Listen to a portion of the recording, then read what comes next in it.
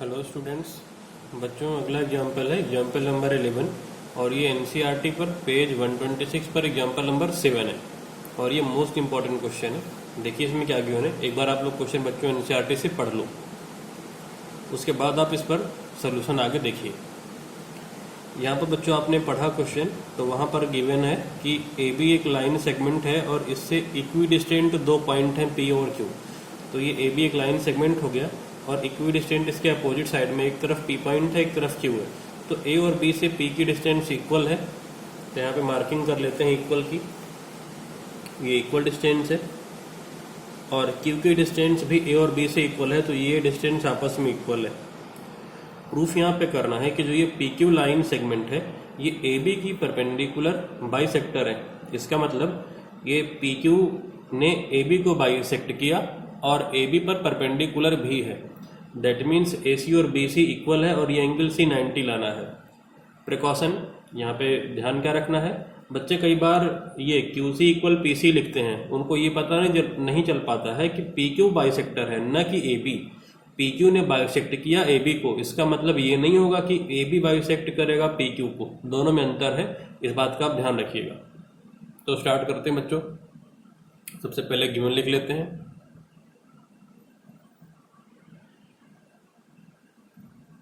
तो गिवन है यहाँ पे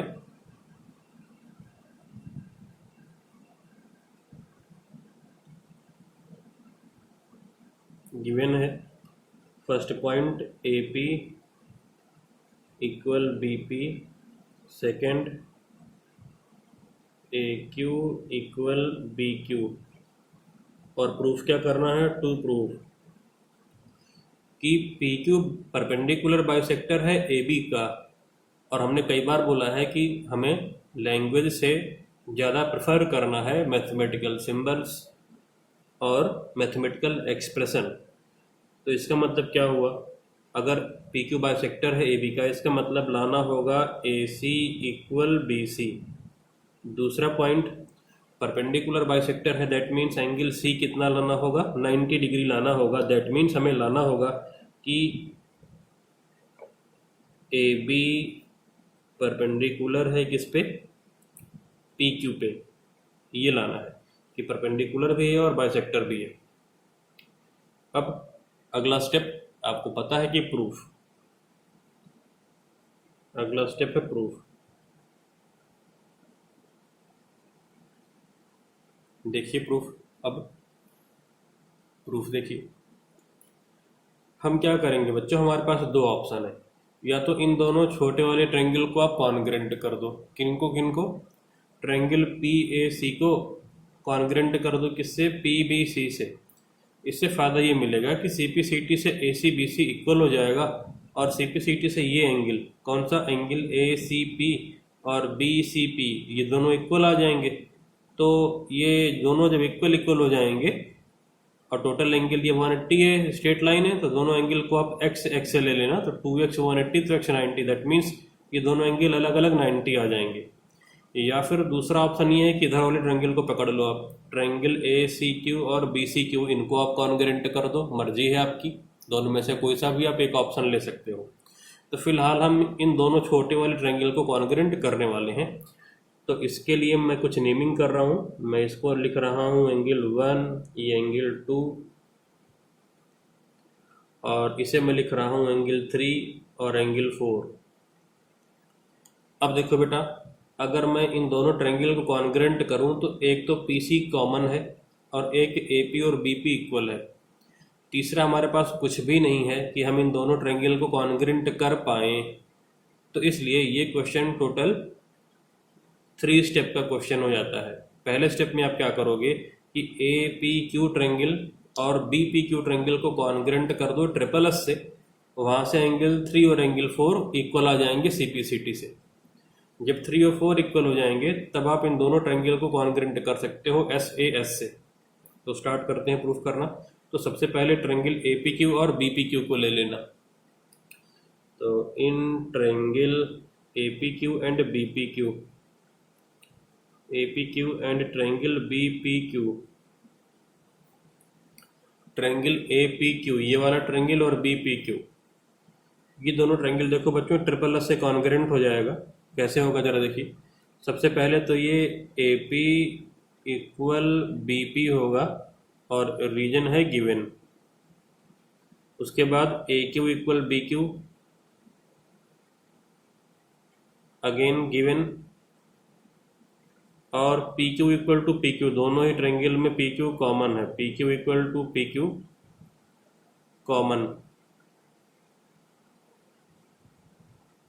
implies that triangle APQ congruent triangle BPQ। Criteria क्या हो जाएगा? Triple S criteria. Triple S criteria से दोनों ट्रायंगल क्या हो गए? कॉन्ग्रेंट हो गए। implies that angle 3 equal angle 4, और रीजन में आपने क्या मेंशन कर दिया? CPCT। स्टेप 1 खत्म यहाँ पे। अब स्टेप 2 पिक करो, इन दोनों छोटे वाले ट्रायंगल को आप कॉन्ग्रेंट करोगे। अच्छा, इसको आप लिख दो इक्वेशन 1। तो अब आप लिखोगे यहाँ पे in triangle APC and triangle BPC, in triangle APC and BPC, AP equal BP given, angle 3 equal angle 4 from equation 1,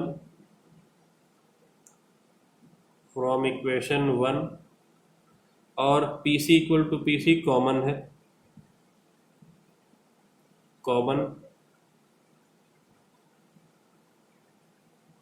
implies that triangle APC congruent to triangle BPC, और क्राइटेरिया क्या हो जाएगा? SAS, side angle side. ये AP BP equal 3 4 equal और PC common है, तो दो side और बीच का एंगल इक्वल आ गया, तो दोनों ट्रायंगल SAS से कॉन्ग्रेंट आ गए। अब यहाँ पे देखिए बच्चों, ये PC, ये अब यहाँ पे देखो first to last point AC और first to last point BC आपस में क्या हो जाएंगे? इक्वल। इस तरीके से हम करस्पॉन्डिंग पार्ट को इक्वल कर सकते हैं। तो AC इक्वल BC, रीजन में आप क्या मेंशन करोगे? CPCT, corresponding part of congruent triangle. तो एक पार्ट तो प्रूफ होकर के आ गया, तो एक पार्ट तो यहाँ पे देखो प्रूफ हो गया, पहला पार्ट। और दूसरे के लिए देखो बेटा, जब ये दोनों ट्रायंगल कॉन्ग्रेंट आए तो एंगल 1 और एंगल 2 भी आपस में इक्वल हो गए CPCT से। तो एंगल 1 इक्वल एंगल 2 CPCT, और दोनों को आप एज्यूम कर लो, कितना एज्यूम कर लो? x। अब देखिए एंगल 1 प्लस एंगल 2 दोनों कितना हो जाएगा? 180। रीजन में आप क्या लिखोगे? Linear pair Axiom. Linear pair Axiom से दोनों एंगल का सम 180। इनकी वैल्यू पुट कर दो अब, x plus x 180 implies that 2x equal to कितना हो जाएगा? 180। दैट मीन्स कि x इक्वल टू 90 आ गया। x 90 मतलब दोनों एंगल 90 आ गए। Angle 1 equal to angle 2 equal to 90। इसका मतलब क्या हुआ कि AB और PQ परपेंडिकुलर हो गए। AB परपेंडिकुलर PQ, जब ये एंगल 90 हो जाएगा तो ये दोनों परपेंडिकुलर हो जाएंगे, हेंस प्रूव्ड। तो यहाँ पे ये सेकेंड पार्ट भी देखो बच्चों प्रूफ होकर के आ गया है। तो इस तरीके से इस क्वेश्चन को हम सॉल्व कर सकते हैं, और ये क्वेश्चन बच्चों बहुत ही ज़्यादा इंपॉर्टेंट है। इसके बाद हम देखते हैं अगला एग्जाम्पल, एग्जाम्पल नंबर 12। बच्चों अगला एग्जाम्पल है 12th एग्जाम्पल, और ये NCERT एक्सरसाइज 7.3 का क्वेश्चन नंबर 1 है। एक बार आप क्वेश्चन वहाँ से पढ़ लो, उसके बाद आप बच्चों उसका सोल्यूशन देखना स्टार्ट करिएगा। तो यहाँ पर गिवन है एक ट्रायंगल ABC, तो और दूसरा ट्रायंगल DBC। तो बच्चों ये दोनों ट्रायंगल आइसोसेलेस गिवन है। तो स्टार्ट करते हैं लिखना गिवन। सबसे पहले गिवन में है दोनों ट्रायंगल ABC और DBC। तो triangle ABC and triangle DBC दोनों ट्रायंगल आइसोसेलेस हैं। दैट मीन्स कि AB इक्वल टू AC और DB equal to DC given है। इसके अलावा हमें प्रूफ क्या करना है बेटा, यहाँ पे टू प्रूव लिखते हैं। टू प्रूव ABD ट्रायंगल और ACD को कॉन्ग्रेंट लाना है। Triangle ABD congruent triangle ACD। दूसरा पॉइंट, ट्रायंगल ABP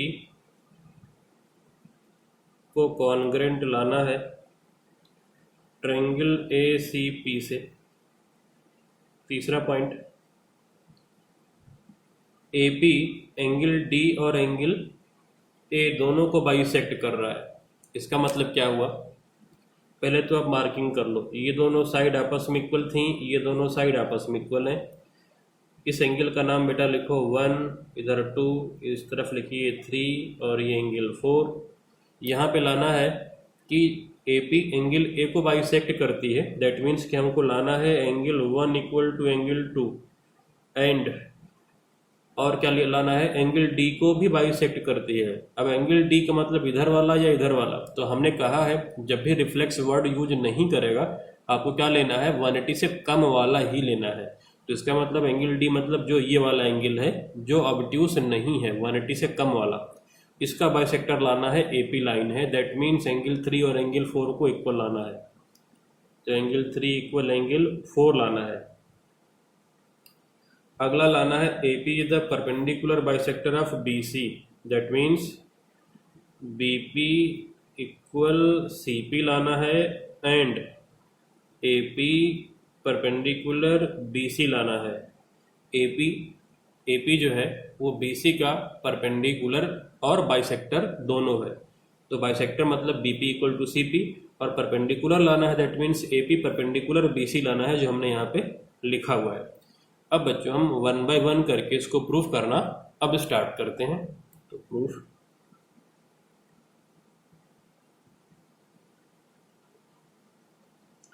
सबसे पहला पार्ट देखिए, ABD और ACD को कॉन्ग्रेंट लाना है। तो ABD और ACD ट्रायंगल, ये दोनों तो ट्रिपल S से कॉन्ग्रेंट दिख ही रहे हैं। कैसे, ABAC equal BDCD equal given है और बीच वाली AD है कॉमन।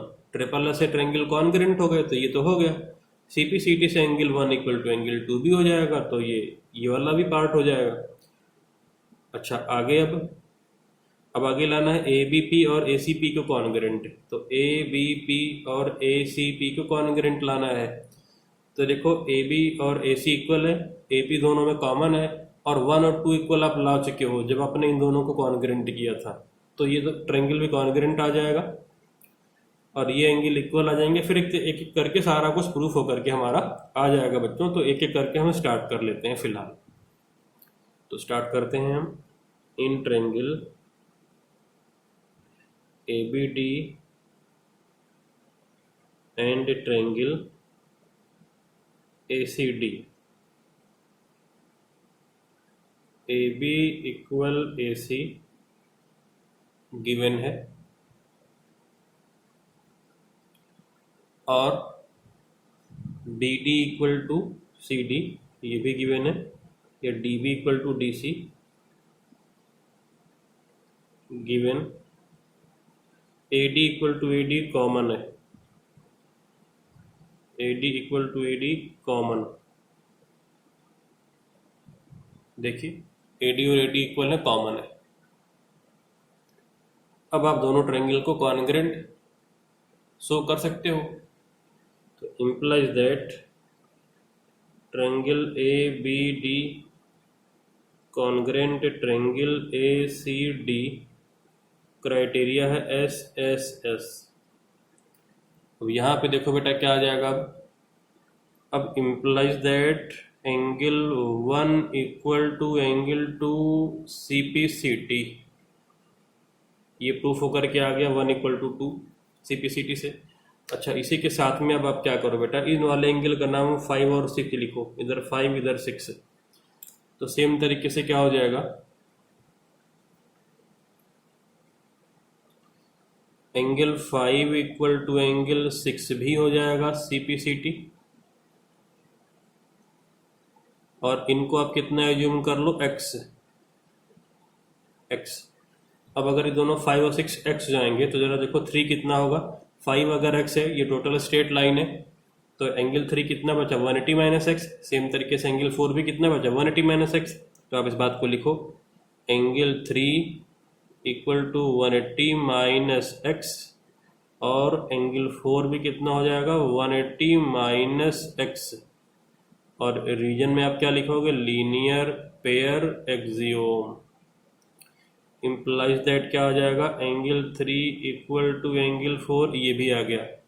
तो कौन कौन से पार्ट आ गए हमारे, तो अगर आप देखो तो ये पार्ट 1 आ गया सबसे पहले, फिर ये पार्ट नंबर कौन सा आ गया, थर्ड पार्ट आ गया हमारा, ये थर्ड पार्ट दोनों आ गया। देखो 1 और 2 इक्वल आ गए, 3 और 4 इक्वल आ गए, तो थर्ड पार्ट आ गया और फर्स्ट पार्ट आ गया।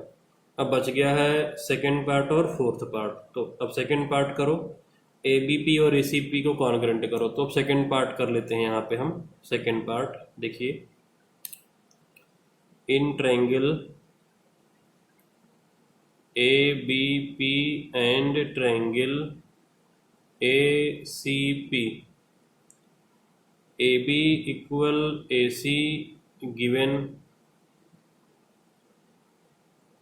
और A P equal A P common, A P equal to A P common, angle 1 equal to angle 2 proof कर चुके हो आप पहले ही, तो प्रूव्ड अबव, पहले ही आप प्रूफ कर चुके हो, ऑलरेडी आपने प्रूफ कर दिया है इसको। Implies that triangle A B P congruent triangle A C P, criteria क्या यूज करोगे आप, एस ए एस। तो ये सेकेंड पार्ट भी हो गया। अब आप देखो बेटा, एक काम और करो, इस वाले एंगल का नाम 7 और इसका नाम 8 लिखो। अब यहाँ पे आ जाएगा आपका फोर्थ पार्ट। तो फोर्थ पार्ट में क्या आ जाएगा, देखो लास्ट के 2 पॉइंट आप इक्वेट कर दो, तो बी पी इक्वल हो जाएगा C P, C P C T, और एंगल 7 इक्वल टू एंगल 8 हो जाएगा सी पी सी टी। अब दोनों एंगल का सम 180 लाना, दोनों एंगल को 90 लाना है। तो आप क्या करो, angle 7 plus angle 8 equal to 180, linear pair axiom. अब एंगल 7 और एंगल 8 दोनों इक्वल हैं, तो एंगल 7 प्लस एंगल 7, एंगल 8 की वैल्यू एंगल 7 ही रख दो, 180, 2 angle 7 equal to 180, implies that angle 7 कितना हो जाएगा, 90, 180 अपॉन 2। और अगर 7 90 आ गया तो 8 भी 90 होगा, दैट मीन्स क्या आ जाएगा, A P perpendicular B C भी आ गया। तो एक B P P C equal आ गए और दोनों परपेंडिकुलर भी आ गए, तो ये फोर्थ वाला पार्ट भी आ गया। That means A P is the perpendicular bisector of B C, और ये हेंस प्रूव्ड। तो इस तरीके से बच्चों हमने ये चारों पार्ट प्रूफ कर लिया है। इसके बाद देखेंगे अगला क्वेश्चन। तो इसी एक्सरसाइज का बच्चों क्वेश्चन नंबर आप 3 पढ़िए, वो आगे हम करवाएंगे, उसके बाद हम इसका सोल्यूशन देखेंगे। तो आप जरा एक बार पढ़ लो, फिर हम सोल्यूशन आगे करते हैं। क्वेश्चन नंबर 3 का 7.3। तो डायग्राम बच्चों मैंने इसका ड्रॉ कर लिया है। गिवन स्टार्ट करते हैं कि गिवन में क्या है। गिवन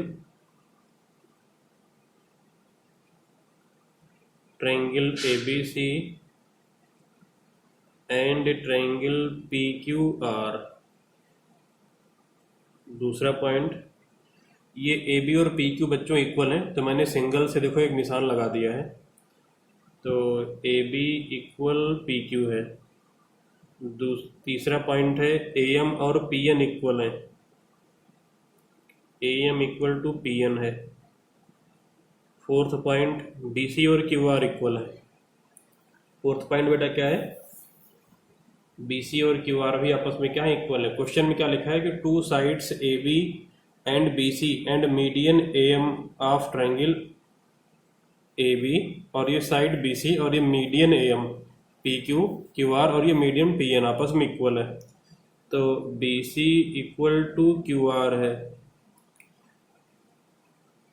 और इसी में एक पॉइंट और आप पढ़ा लो कि ये AM और PN मीडियन है, AM and PN are median, PN are median.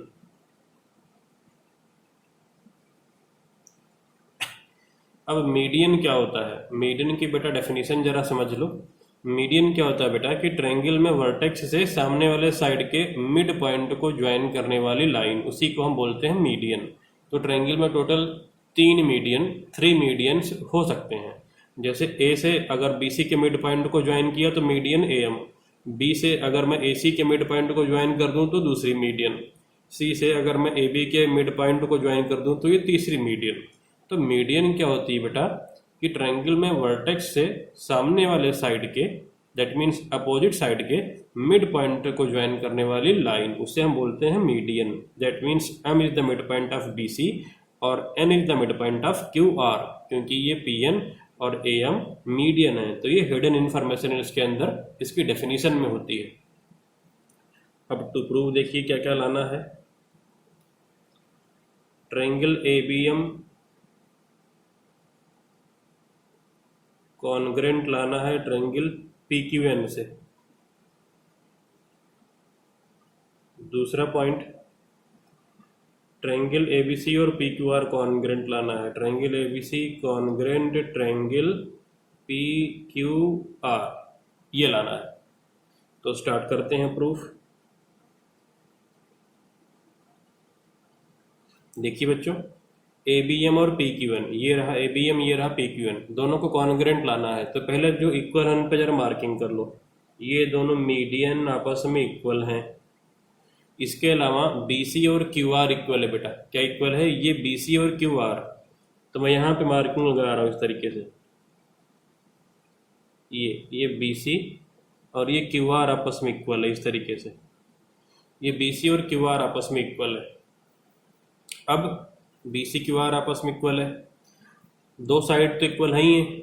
अब अगर BM इक्वल टू QN भी आ जाए तो दोनों ट्रायंगल ट्रिपल एस से कॉन्ग्रेंट हो जाएंगे। तो उसको देखो हम कैसे लाएंगे। BC इक्वल टू QR ये गिवन था। अब आपको देखो बेटा पता है कि BC और QR इक्वल है। M मिड पॉइंट है BC का, N मिड पॉइंट है QR का। तो BC का आधा हो जाएगा BM और CM, QR का हाफ हो जाएगा QN और RN। तो जब BC और QR इक्वल हैं तो इनके जो आधे आधे हाफ हाफ जो पार्ट आए वो भी तो आपस में इक्वल होंगे। दैट मीन्स बच्चों ये BM, CM, QN, RN ये चारों इक्वल होंगे, क्योंकि BCA और QR आपस में इक्वल हैं और ये मिड पॉइंट है। मिड पॉइंट मतलब दो बराबर बराबर पार्ट में डिवाइड कर रहा है। तो इसी बात को यहाँ पे हम यूज करेंगे। तो BC equal to QR given है।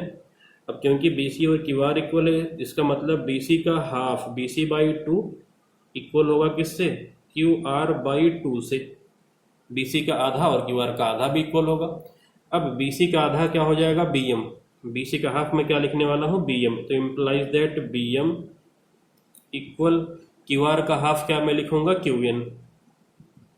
ये भी दोनों इक्वल हैं। ऐसा क्यों है? क्योंकि AM और PN दोनों क्या है? मीडियन है। दैट मीन्स जो BM होगा वो BC का हाफ है BC/2, और जो QN है वो क्या है बेटा? वो QR का हाफ है। ऐसा ही है। क्यों ऐसा है? क्योंकि ये दोनों मीडियन है। अब एक बात यहाँ पे मन में डाउट आ सकता है, सर ये BC का हाफ BM ही क्यों लिया, CM क्यों नहीं लिया?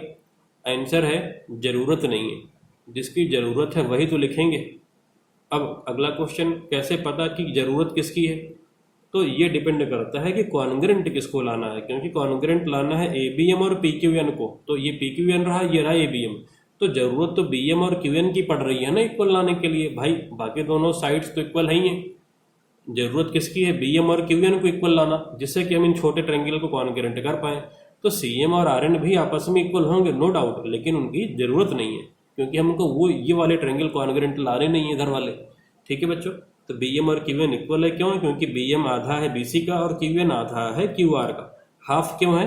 क्योंकि ये दोनों मीडियन है और मीडियन की डेफिनेशन होती है कि वो मिड पॉइंट को ज्वाइन करती है। तो बी एम और क्यू एन इक्वल आ गए, इसे आप बोल दो इक्वेशन नंबर 1। अब आप इन दोनों छोटे ट्रायंगल को पिक करो और ट्रिपल ऐसे कॉन्ग्रुएंट कर दो तुरंत। तो अगला हो जाएगा बेटा इसके बाद in triangle ABM and triangle PQN AB equal PQ given AM equal PN given और BM equal QN from equation 1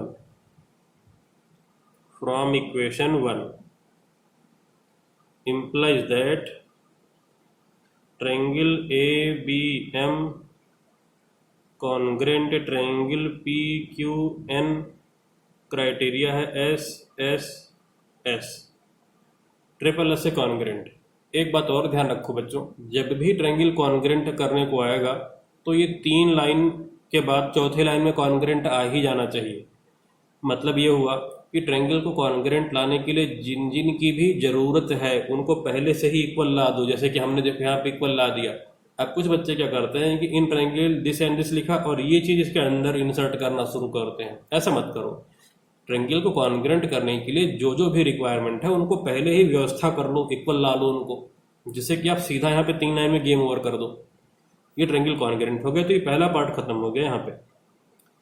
तो ये एक पार्ट तो हैंड्स प्रूव्ड यहाँ पे आप लिख लो कि ये पहला वाला पार्ट यहाँ पे खत्म है, हैंड्स प्रूव्ड।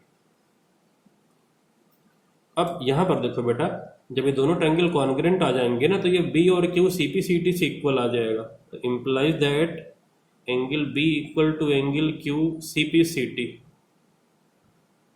इसे आप लिख लो इक्वेशन 2। अब फिर मन में क्वेश्चन आएगा कि सर बी और क्यू को ही क्यों लिया, बहुत सारी चीजें हैं, ये वाले एंगल है, साइड है, कुछ भी हो सकता था, आपने एंगल ही क्यों लिया। अगेन मैं फिर से बोलूंगा इसका आंसर, क्योंकि हमको इसकी जरूरत थी। फिर क्वेश्चन आएगा कि कैसे पता कि जरूरत थी, तो सेकेंड पार्ट को इसके लिए देखो। सेकेंड पार्ट में लाना है ABC और PQR को कॉन्ग्रेंट। यहाँ पे अगर आप देखो तो AB PQ इक्वल है, BC और QR इक्वल है। जैसे ही आपने बीच वाला एंगल B और Q इक्वल लाया SAS क्राइटेरिया से ABC और PQR क्या हो जाएंगे, कॉन्ग्रेंट हो जाएंगे। इसलिए इसको हमने लिखा है क्योंकि इसकी जरूरत पड़ेगी। अब सेकेंड पार्ट स्टार्ट कर लो।